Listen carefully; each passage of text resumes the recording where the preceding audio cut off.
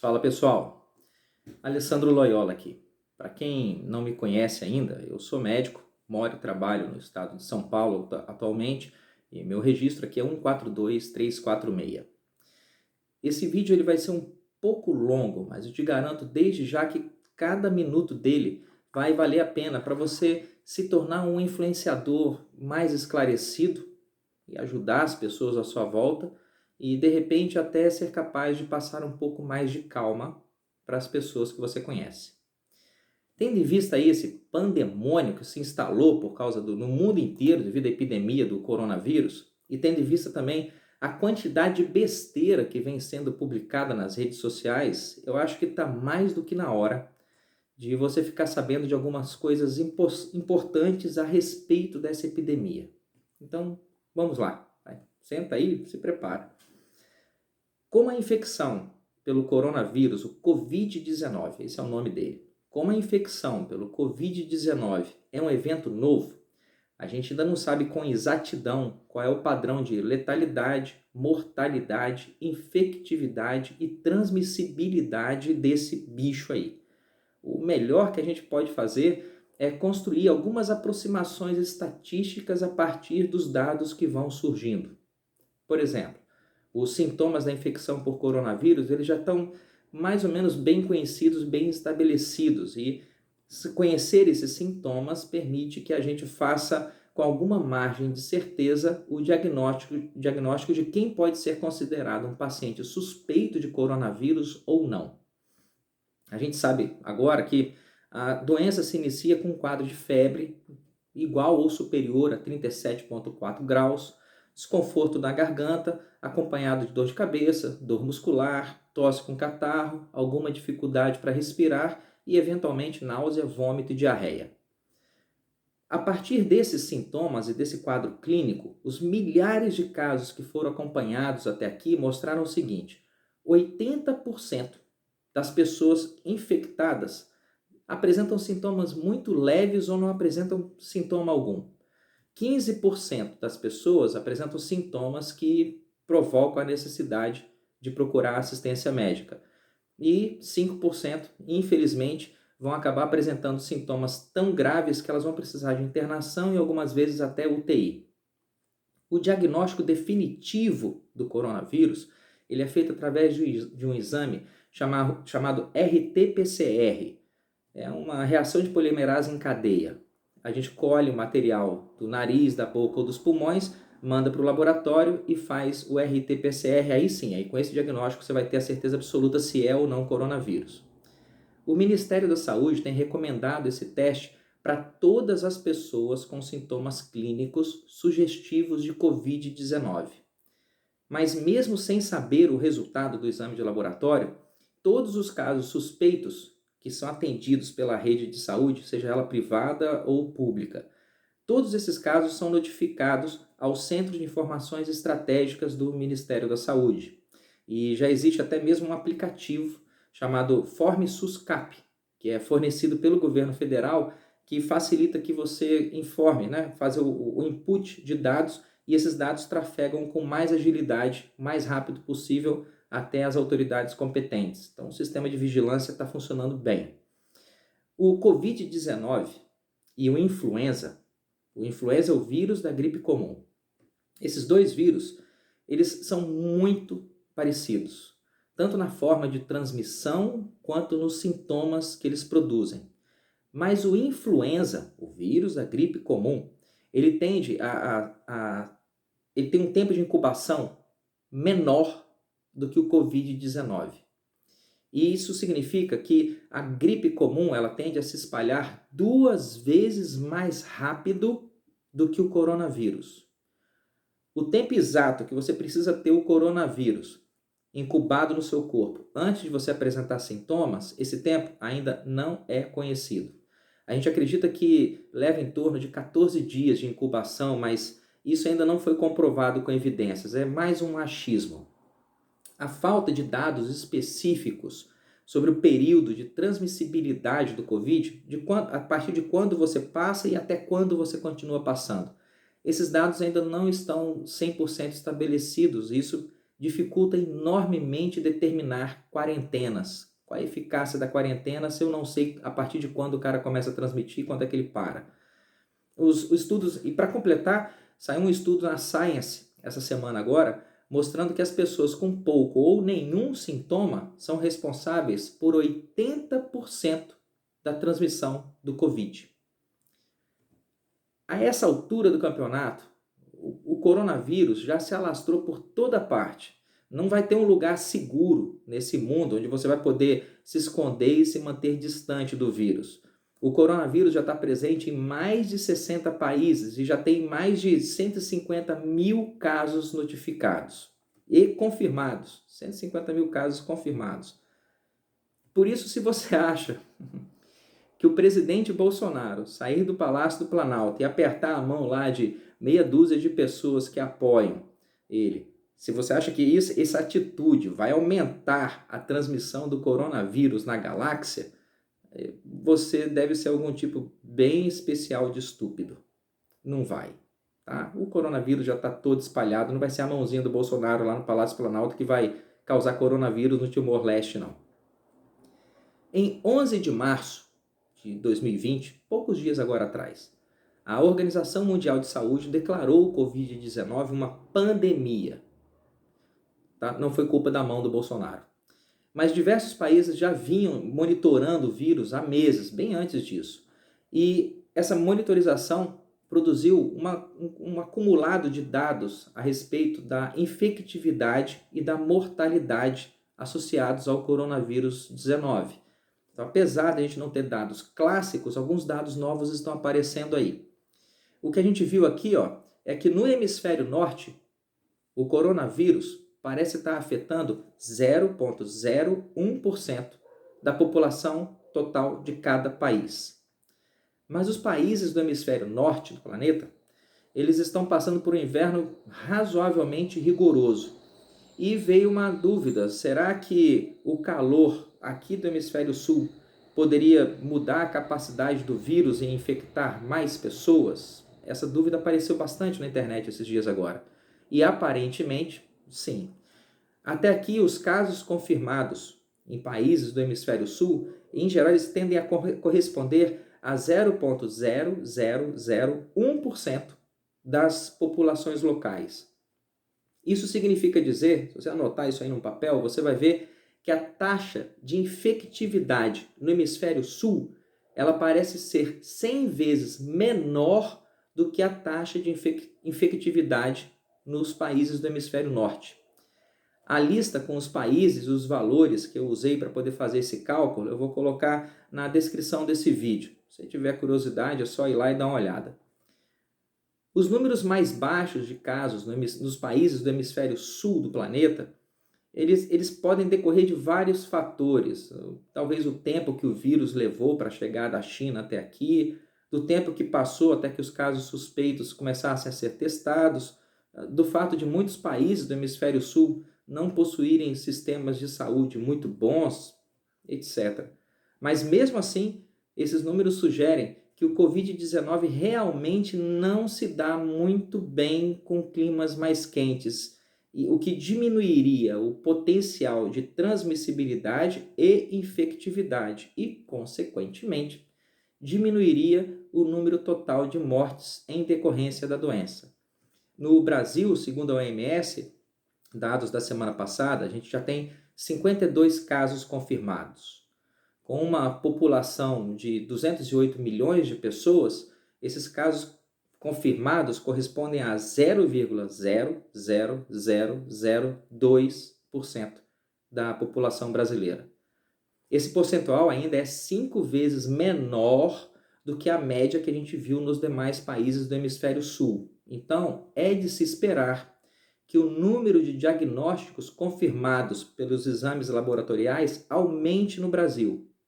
Se a gente considerar a razão, o percentual dos testes positivos nos países do hemisfério sul que estão passando pelo verão, se a gente considerar que esse percentual tem sido 0,0001% da população total, e se esses testes fossem realizados no Brasil até o final do ano, de modo sistemático, dentro do protocolo, sem interrupções, O cálculo é que a gente vai ter mais ou menos aí umas 20.800 pessoas com resultados positivos para o coronavírus 19.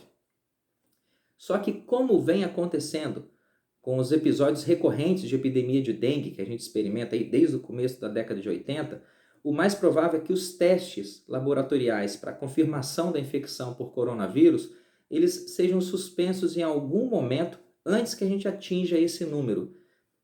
Provavelmente para poder melhorar a dinâmica do sistema de saúde, vai acabar chegando a hora em que os casos suspeitos com sintomas clínicos típicos, eles vão ser simplesmente notificados como casos de coronavírus, sem a necessidade de fazer esses testes todos aí para poder confirmar se a doença está presente ou não. É assim que acontece quando uma epidemia se torna popular demais. Então, antes que você acuse o governo de estar segurando a mão nos testes, eventualmente eles vão acabar parando de fazer os testes, mas isso aí não é para deixar ninguém morrer, não. É porque é assim que a epidemiologia funciona. As preocupações que essa epidemia de coronavírus trouxeram, a gente pode dividi-las em três esferas principais. De baixo para cima, a primeira esfera é o medo de que o vírus derrube a economia. A segunda esfera, ela tem relação ao nosso medo de que o sistema de saúde não tenha capacidade para poder absorver as pessoas suspeitas e doentes. E o terceiro medo, e o mais importante de todos, é o medo de que o vírus provoque uma mortandade nunca antes vista no Brasil. O primeiro e o segundo medo, eles são até justificados, mas o último não. Como bem observou, eu estava conversando esses dias com o Emanuel Barros, é um amigo meu, economista, pós-doutorado em economia, professor e pesquisador da Universidade Federal de Pernambuco. O Emanuel observou lá que a equipe do presidente Bolsonaro vem fazendo tudo que é possível para amortecer os impactos econômicos do Covid-19, econômicos e de saúde pública. As medidas orçamentárias necessárias para poder proteger a economia têm sido muito bem adotadas. Segundo o Emanuel Barros, dos aproximadamente 450 bilhões de reais em reservas internacionais que o Brasil tem, já foram utilizados até agora só 8 bilhões para poder conter os picos do dólar e manter a confiança do mercado. Então a gente tem reserva para poder fazer isso. Dá para passar uns 6 a 12 meses controlando a confiança dos investidores via câmbio sem problemas. Quanto às oscilações aí do Ibovespa, pelo amor de Deus, elas são causadas por quedas nas bolsas mundiais. Isso não é um problema do governo aqui.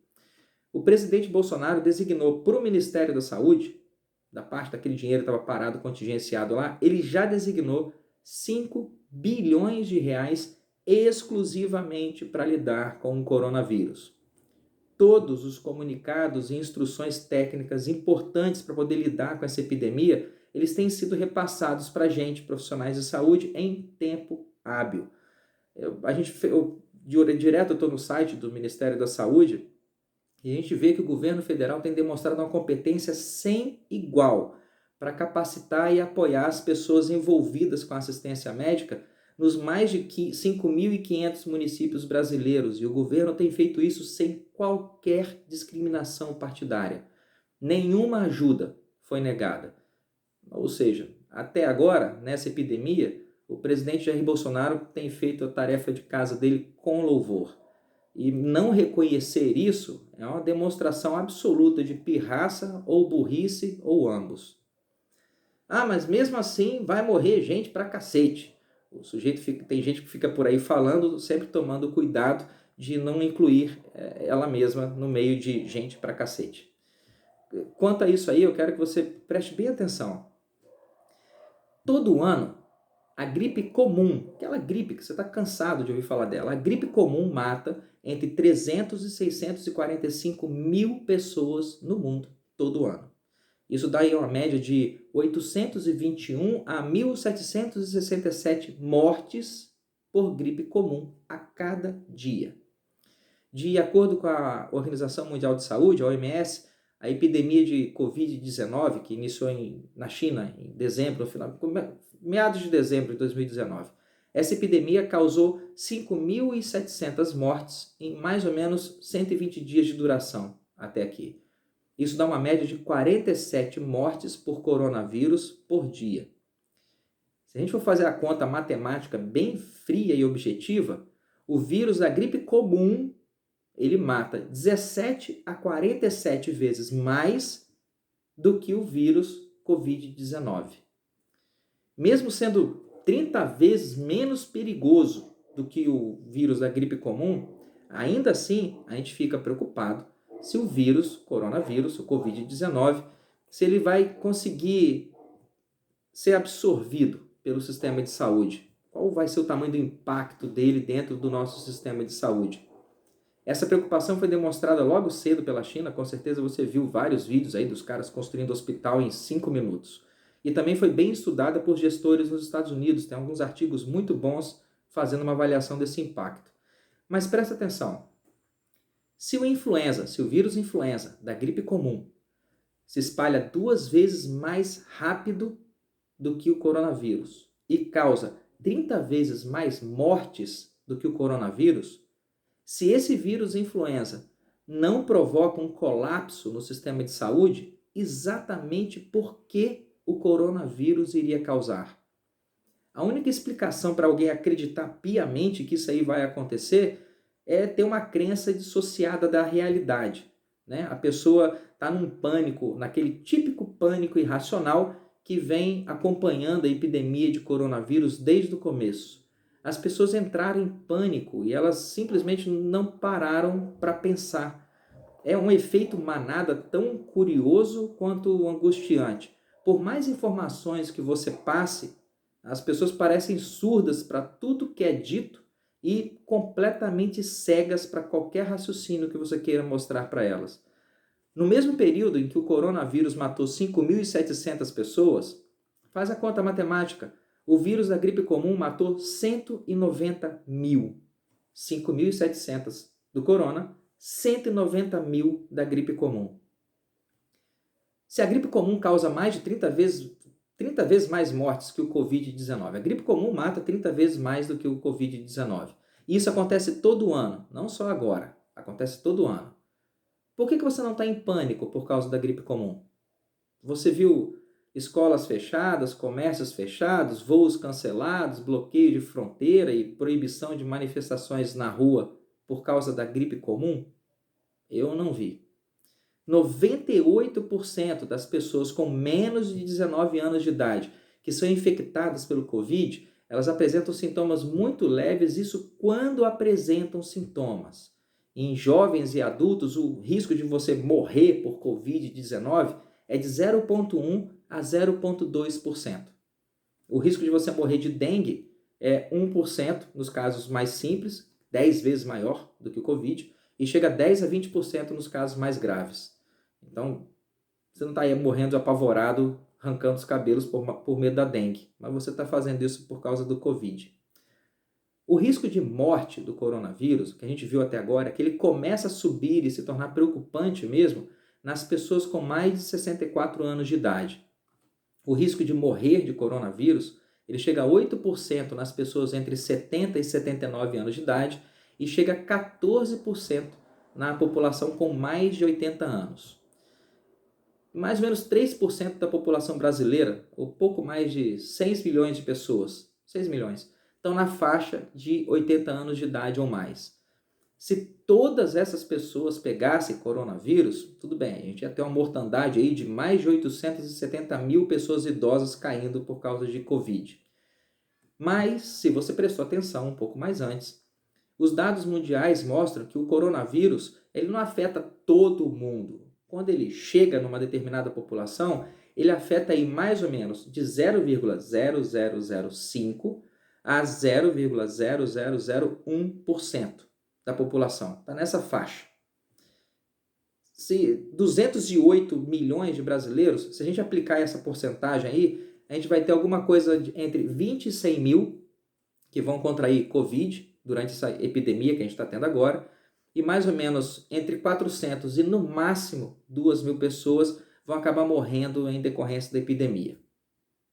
Entre os 6 milhões de brasileiros com mais de 80 anos de idade, se a gente jogar essa estatística, a gente vai ter um número que é mais ou menos de 600 a 3 mil idosos com mais de 80 anos vão ter a doença. e dentre esses aí, entre 100 e 500 vão acabar morrendo em decorrência do Covid-19. Isso somando o Brasil todo. Antes que você comece a regalar os olhos aí com aquele medo de sempre, nos Estados Unidos, a gripe comum, aquela gripe que você tinha quando criança, ela causa mais de 10 mil mortes por ano.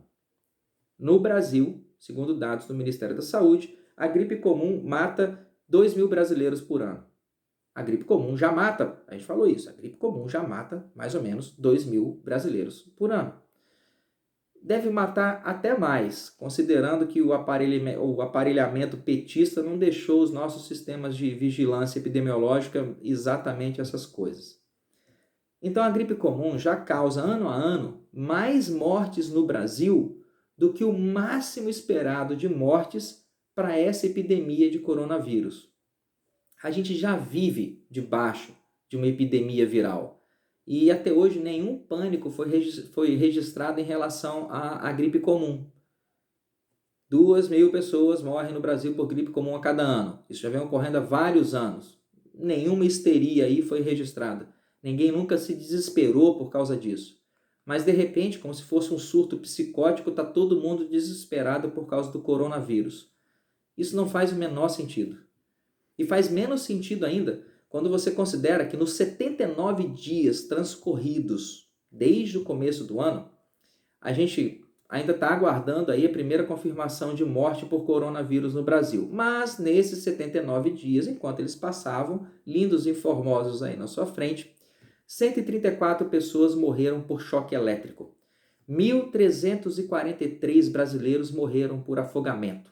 7.584 brasileiros morreram por acidente automobilístico. 12.403 brasileiros morreram assassinados. E 14.220 mulheres foram estupradas, sendo que 53% dessas vítimas são meninas com menos de 13 anos. Eu sei que nenhum desses números justifica você deixar o controle da epidemia de coronavírus de lado. Mas me diz o seguinte, tem energia elétrica aí na sua casa? Você frequenta piscina, praia, toma banho todo dia? De repente você anda de carro ou de ônibus? Ou de repente anda a pé aí por algum lugar que tem ônibus e carros e motos à disposição, trafegando pela rua? Você é imune a facadas? Você se preocupa com as mulheres da sua família? Porque choques elétricos, afogamentos, acidentes de carro, homicídios e estupros são dezenas, mas dezenas de vezes mais comuns e mais próximos de você do que o risco de morrer por coronavírus. Se você não entra em pânico por causa dessas outras coisas, me explica por que você está em pânico por causa do coronavírus. Esse tipo de histeria ele só acontece quando as pessoas se comportam como um gado irracional. Elas se deixam levar por narrativas que nunca visaram o nosso bem. Essas narrativas só têm como objetivo transferir volumes imensos de riquezas em uma guerra gigantesca de interesses geopolíticos. O coronavírus está aí. A gente tem que se preocupar com ele, como a gente se preocupa com tuberculose, sífilis, cuidados pré-natais, violência urbana e mortes por acidentes evitáveis. Até esse momento, não tem nenhum medicamento específico para o coronavírus. Tem alguns esquemas antivirais que estão sendo testados em alguns países e é provável que algum desses protocolos de tratamento termine se mostrando eficiente. Talvez isso até ocorra em breve, mas por enquanto não. Na ausência de um tratamento ou vacina eficaz, tem algumas observações que vale a pena você ter em mente. A epidemia de coronavírus na Itália mostrou que o uso de ibuprofeno parece estar associado a um aumento da gravidade da infecção. Então, em caso de febre, eu recomendo que você não use ibuprofeno. Use dipirona ou paracetamol. Os remédios que abaixam a imunidade também podem aumentar o risco de gravidade por coronavírus. E muitos xaropes que o pessoal usa para tosse aí, eles são à base de corticoides, que são remédios que diminuem a sua imunidade e podem provocar uma infecção mais grave. Eu recomendo que você evite xaropes com corticoide. Proteja os idosos da sua família, especialmente os idosos com mais de 80 anos de idade. Esses são a população de risco, esses precisam de quarentena, de máscaras e álcool em gel. Toma muito cuidado. se você for visitar a sua avó, bisavó e por aí vai. Quanto às aglomerações aí, que a gente tem visto, né, as recomendações para evitar aglomerações, se a aglomeração popular for considerada seriamente um fator de risco para a disseminação da epidemia por coronavírus, todos os lugares com aglomerações populares deveriam ser interditados. Isso inclui ônibus, rodoviária, aeroporto, metrô, escola, creche, universidade, igreja, cinema, teatro, parque, banco, bar, lanchonete, padaria, hotel, restaurante, supermercado, shopping, casa noturna, fábrica, repartição pública, prefeitura, Câmara de Vereadores, Assembleia Legislativa e por aí vai. Todos os lugares onde alguma pessoa, uma determinada quantidade de pessoas se aglomera, esse local tinha que ser interditado. Se um prefeito ou governador não fechar todas essas coisas imediatamente, mas ficar por aí proibindo manifestações populares espontâneas ou cerceando de maneira inconstitucional a liberdade de ir e vir, esse cara, ele não está demonstrando uma preocupação com a saúde da população. Ele está fazendo uma politicagem que beira a tirania da pior espécie. Não aceite esse tipo de coisa nunca. A gente tem um país para recuperar. Você já passou por epidemias piores e nem soube. Há anos aí você vem escapando de choque elétrico, afogamento, queda, facada, tiro, capotamento de carro e nem percebeu, você chegou até aqui vivo. Não se deixe levar por essa histeria da mídia lixo. E menos ainda se deixe levar pela ignorância de pessoas que vivem repetindo as besteiras que elas ouvem, sem nem pensar. Chuta da sua frente todos os socialistas que entraram no seu caminho tentando impedir você de trabalhar na recuperação desse país. O presidente Bolsonaro vem fazendo um bom trabalho. E essa nação não pertence a esses comunistas, socialistas, canalhas. Essa nação nunca pertenceu a ele. Essa nação sempre pertenceu a nós, o povo. É isso aí, pessoal. Desculpa pelo vídeo longo, mas tomara que tenha algumas informações úteis para você. Um abraço, galera!